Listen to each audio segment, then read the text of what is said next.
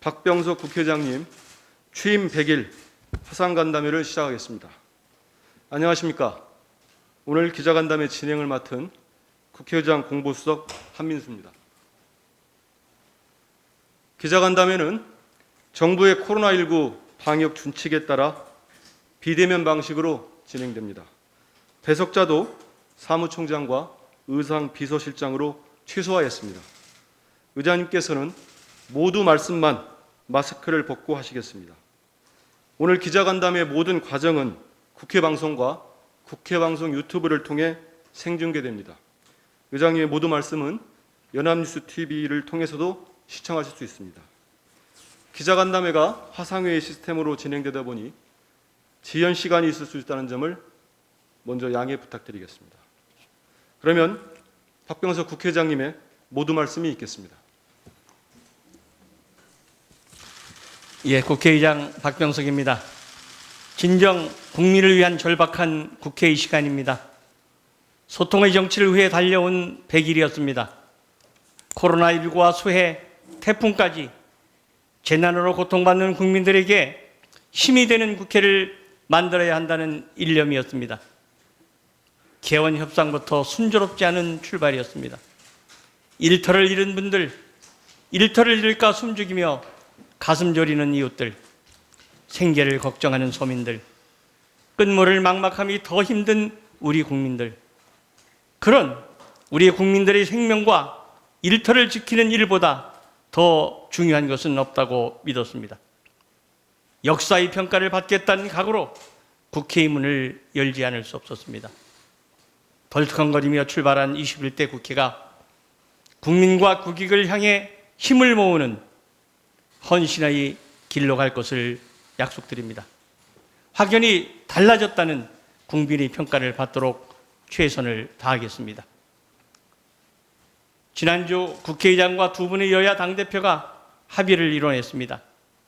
재난지원금의 추석전 지급, 4차 추경, 공감 분야의 입법화에 합의했습니다. 소통과 공감의 정치를 위해 대표회동을 정례화하기로 했습니다. 정책 협치를 위한 전기를 마련했다고 생각합니다. 국회의장으로서 여야 원내대표 주례회동에 이어 당대표 원내회동, 중진의원 간담회까지 정례화를 이룸으로써 협치의 채널을 갖추게 되었습니다. 다음 주쯤에는 국회의장 주재로 여야 정책위 의장의 회담도 있을 예정입니다. 여야 공통 공약과 정책을 입법화하는 회동입니다. 더 많은 소통의 장을 열기 위해 노력하고 있습니다. 소통이 쌓이면 신뢰도, 협치의 기반도 두터워질 것입니다. 여야 정치권에 부는 바람결도 달라지고 있습니다. 여당 대표가 윈윈윈의 정치와 우분투 정신을 강조하자 야당이 울림이 있었다고 화답했습니다. 국민의힘은 진취적인 새 정강 정책을 내놓으며 실질적인 협치를 기대한다고 했습니다. 여야의 소통이 이어지고 있습니다. 국민의 기대도 살아나고 있습니다. 지금부터 시작입니다. 우리 국민은 누가 더 절실하고 진실되게 진정 국민을 위해 변화하는지 눈 부릅뜨고 지켜볼 것입니다. 진정성이 핵심입니다. 어렵게 만든 소중한 기회를 꼭 잡읍시다. 놓치지 맙시다. 국민의 마음을 얻기 위해 정책으로 치열하게 경쟁하는 새로운 정치 문화로 정착시켜 나갑시다. 정쟁보다 경쟁을, 다름보다 같음을 먼저 추구합시다. 치열하게 토론하고 책임 있게 결정합시다. 세상이 급변하고 있습니다. 국난이나 할 수 있는 긴박한 상황입니다. 국회도 더 유연하고 빠른 결정이 필요합니다. 300명 국회의원 한 분 한 분의 지혜를 모아야 합니다. 이제 각 당이 당론 최소화와 국회는 상임위 중심의 상시국회로 새로운 정치 문화를 만들어야 될 때입니다. 그래야 세상의 변화를 따라갈 수 있습니다. 국회의장은 정책협치의 촉진자가 되겠습니다. 치열한 정책 경쟁을 촉진해 의회 민주주의를 꽃피우는 반듯한 길잡이가 되겠습니다. 시대의 대전환이 시작됐습니다. 인류가 경험해보지 못한 낯선 미래가 해일처럼 밀려오고 있습니다. 익숙한 방식, 기존의 사고로는 감당하지 못할 근본적 변화입니다. 나라도 기업도 국민 개개인의 삶에도 변화의 충격을 피할 수 없습니다. 패러다임의 전환이 필요합니다. 국회의 역할이 막중합니다. 낯선 미래를 대비하기 위해 국회도 정부 못지않게 기민하게 움직여야만 합니다. 때로는 선제적으로 대처해야 합니다. 그래야 우리 국민의 삶을 지켜낼 수 있기 때문입니다. 국가 과제의 전면적인 우선순위의 재조정, K방역의 열쇠인 공동체 정신 함양, 기후변화 등에 대응하는 세계 시민과의 연대도 기요합니다. 시간이 없습니다. 파도처럼 닥쳐오는 변화에 대비하기 위해 코로나19 관련 법안과 민생 등 비쟁점 법안은 이번 정기국회 안에 모두 처리해야 합니다. 내년부터 내후년 상반기까지는 선거의 계절입니다. 선거가 시작되면 경쟁에 앞섭니다. 서둘러도 빠듯한 국회의 시간입니다. 결단이 필요합니다. 이번 정기국회는 오직 민생과 미래에 집중하는 온전한 국회의 시간이어야 합니다. 100일 남짓 시간이 없습니다. 올해도 적어도 올 연말까지는 선거의 시간이 국회의 시간을 잠식하지 못하도록 막아내야 합니다. 그래야 국회의 시간이 오직 국민과 미래만 바라보고 집중하는 시간이 될 수 있습니다. 정기국회가 끝나면 국회 개혁도 속도를 내야 합니다. 지난 20대 국회 말 여야 중진 의원들이 모여 국회 개혁을 약속했습니다. 법안까지 제출했습니다. 이를 잘하는 국회는 여야 공동의 약속입니다. 이제 진전된 합의를 실질적으로 이뤄냅시다. 집권 여당이 약속한 법사위의 권한 조정도 속히 마무리해 주시기를 바랍니다. 실기하지 맙시다. 21대 국회는 내일을 여는 국민의 국회를 만들겠다고 의장은 약속했습니다. 국회가 국민의 안전한 삶을 지키고 5년 임기의 행정부가 감당하기 어려운 중장기 미래 과제에도 책임있게 임하겠다는 약속이었습니다. 여야가 합의한 관련 특위가 조속히 출발해 힘차게 운영되어야 합니다. 국가 균형 발전에도 방점을 찍읍시다. 여야는 국회 세종의사당 설치에 공감의 폭을 넓혀가고 있습니다. 21대 국회에서는 세종의사당의 터를 닦아야 합니다. 세종 국회의사당은 국가 균형 발전의 한 획을 그을 것입니다. 국회 사무처가 세종의사당 준비를 위한 전담 조직을 구성했습니다. 국회의장으로서의 역할을 다할 것입니다. 남북 국회회담도 차분히 준비하고 있습니다. 상황은 어렵지만 기다리지만은 않겠습니다. 평화의 길을 열기 위해 꾸준히 준비하고 뚜벅뚜벅 전진하겠습니다. 서두르지도 멈추지도 않을 것입니다. 여야가 합의해 남북 국회회담 촉구 결의안을 채택해 주실 것을 다시 한번 요청드립니다. 내후년 상반기 대통령 선거와 전국 지방선거가 3달 간격으로 열립니다. 적지 않은 국력 소모가 예견됩니다. 지방선거와 대통령 선거를 동시에 실시할 것인지의 여부에 대한 진지한 검토와 결론이 필요합니다. 내년에는 이 문제에 대한 논의와 결론을 낼 수 있기를 바랍니다. 국회가 코로나19로 3차례 문을 닫았습니다. 확진자가 생긴 3번 모두 대한민국 국회는 신속하고 적절한 조치를 취했다는 평가를 받고 있습니다. 민의의 전당은 어떤 경우에도 정상 운영해야 합니다. 멈추지 않는 국회를 준비하겠습니다. 이번 정기 국회 기간 안에 각 상임위까지 비대면 영상회의가 가능하도록 준비하겠습니다. 여야가 국회법 개정에 합의하는 것을 전제로 즉시 비대면 화상회의를 실시할 수 있도록 준비하겠습니다. 코로나 뉴 노멀 시대, 국회가 위기를 기회로 만들 수 있도록 해야 합니다.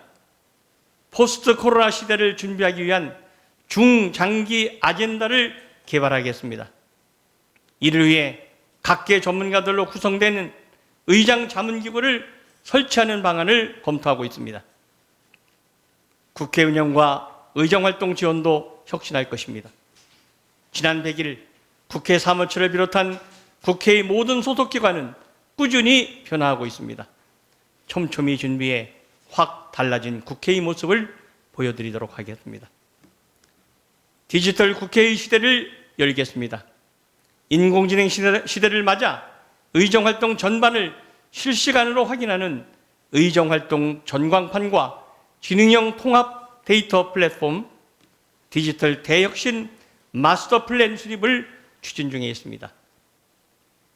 5년 임기의 행정부가 감당하기 어려운 중장기 국가과제를 연구하고 국제적 네트워크를 강화하는 노력도 시작했습니다. 확연히 다른 21대 국회를 만들겠다는 각오로 길을 나섰습니다. 지난 100일의 준비 끝에 이제 여야 정치권도 국회 지원 조직도 새 출발선에 섰습니다. 힘차게 달려갑시다. 우리의 목적지는 내일을 여는 국민의 국회입니다. 우리 정치가 소통과 공감의 정치로 가는 바람직한 길목에 서 있습니다. 어렵게 만든 소중한 기회입니다. 놓치지 않겠습니다. 새로운 정치 문화를 만드는 길에 국민과 언론인 여러분의 적극적인 관심과 성원을 당부드립니다. 감사합니다. 예, 의장님 말씀 감사합니다. 지금부터 출입기자분들의 질의응답 시간을 갖겠습니다. 이번 질의응답은 사전 신청 순서에 따라 진행됩니다. 먼저 경향신문 조영국 기자님 질문해 주시겠습니다. 예, 의장님 안녕하세요. 들리세요? 예, 잘 들립니다. 예, 네. 의장님 취임 100일 맞이하신 거 축하드립니다. 예, 감사합니다. 예, 질문 드리겠습니다. 의장님께서 취임사에서 이 국민을 지키는 국회, 그리고 국민이 원하는 국회, 국민의 내일을 여는 국회로 나가자고 당부하신 바 있습니다. 또 한편으로는 소통이 이제 정치의 중요한 덕목이다, 이렇게 또 강조를 해주셨었는데요. 이 취임사에서 강조하셨던 내용이 얼마나 이뤄졌다고 보시는지 궁금합니다. 또 100일간 의장으로 재임하시면서 느껴오신 소회를 포함해서 여쭙고 싶습니다. 예. 제가 취임사에서 가장 강조한 것이 소통을 강조했었습니다. 소통을 하게 되면 공감대가 생기고 공감대가 넓어지면 협치의 길, 타협의 길이 열린다는 생각이었습니다. 열심히 파종했습니다. 이제 그 싹이 트기 시작한 것 같습니다. 우리 원내대표 회담이 주례회담으로 사실상 정례화되었고요. 그리고 여야 중진 회담도 정례화되고 있습니다. 특히 지난 1년 동안 사실상 중단됐던 여야 당대표 회담이 개최됐고 또 원래회의로 정례화하기로 했습니다. 다음 주에는 국회의장 주재로 여야 정책의장 회의를 갖게 됩니다. 이러한 채널이 다양화되고 폭넓게 진행됨으로써 협치를 위한 길을 깔았고 우리 소통의 장치를 확실히 다졌다, 이런 생각을 갖게 됩니다. 더 노력하도록 하겠습니다. 참고로 의장 취임한 이래로 야당 의원들이 의장을 면담의 희망하는 경우 그것이 건의든 항의든 단 한 사람의 예의도 없이 모두 그분들을 만나서 의견을 주고받았다는 말씀을 드리겠습니다. 예, 다음 두 번째로는 두 번째 질문 KBS 김지숙 기자님 질문하시겠습니다. 네, 안녕하세요. KBS 김지숙이라고 합니다. 네. 100일 동안 고생 많으셨고 앞으로도 잘 부탁드리겠습니다. 현안 관련 질문 드리고 싶은데요. 지난 원구성 협상 때 모두 말씀에서도 말씀하셨듯이 여야 협상 이끌어내려고 많은 노력을 하신 걸로 알고 있습니다. 바라던 대로 결국 나오지 않았지만 네, 이번에 민주당 이낙연 대표가 취임하면서 상임위 배분을 다시 해야 된다 이런 이야기가 나오는데 의장님께서는 지난 경험에 비춰봤을 때 재배분이 필요하다고 보시는지 또 그 이유는 뭔지 어떤 방식으로 문제를 풀어가야 하는지 이렇게 생각하시는지 여쭙고 싶습니다. 예, 개원 초에 원구성 협상이 원만하게 진행되지 못한 것에 대해서 몹시 아픕니다. 의장과 여야 모두가 국민에게 면목 없는 송구스러운 일입니다. 간단히 말씀드리면 그 당시 상황은 당장 추경을 통과시키지 않으면 많은 분들이 직장을 잃고 생활의 터전을 잃게 됩니다. 국가위기의 절박성, 민생의 위기, 그리고 개성 남북연락사무소가 폭파되는 등 남북관계가 긴장이 고조되는 상태에서 국민의 건강과 안전을, 삶을 지키는 것이 최우선 과제였다고 생각합니다. 만약 그런 긴박한 사태가 아니었다면 좀 더 시간을 갖고 협상을 할 수 있었을 것입니다. 그 긴박성은 3차 추경을 통과시킨 지 한 달여 만에 다시 4차 추경을 하는 긴박성에서 우리가 증명할 수 있을 것입니다. 추가 협상 여부는 이렇게 말씀드릴 수 있을 것 같습니다. 문은 닫혔지만 빗장은 걸리지 않았다. 안에서 당기든 밖에서 밀든 어느 한쪽에서 의지를 가지고 타진한다면 의장은 적극 중지할 것입니다. 이 줄탁동기라는 말이 있습니다. 아래에서 끼어나오려면 안에서도 쪼고 밖에서도 껍질을 쪼므로써 아래에서 끼어나올 수가 있습니다. 열리지 않은 빗장을 누가 진정성을 갖고 열을 것인지, 문을 열을 것인지, 의장은 여야의 협치를 위해서라면 적극 나설 것입니다. 안녕하십니까. 문화부 윤명진입니다. 취임 100일 축하드립니다, 의장님. 네. 의장님께서 국민의힘의 8월 말까지 공수처장 후보 추천위원 선을 맞춰달라고 말씀을 하셨었는데 아직까지 여야가 이견을 좁히지 못하고 있는 상황입니다. 이걸 어떻게 해결하면 좋은지랑 두 번째로는 의장님께서 생각하시는 21대 국회 개혁 방향에 대해서도 여쭤보고 싶습니다. 예. 공수처에 관해서는 의장은 이미 법적 절차에 따라서 정기국회 전까지, 즉 9월 1일까지 야당이 추천위원을 추천해 주십시오 하는 촉구를 했습니다. 이 법은 통과됐고 규칙까지 이미 만들어졌습니다. 야당은 2명을 추천하게 되면 실질적인 공수처장에 대한 비토권을 갖게 됩니다.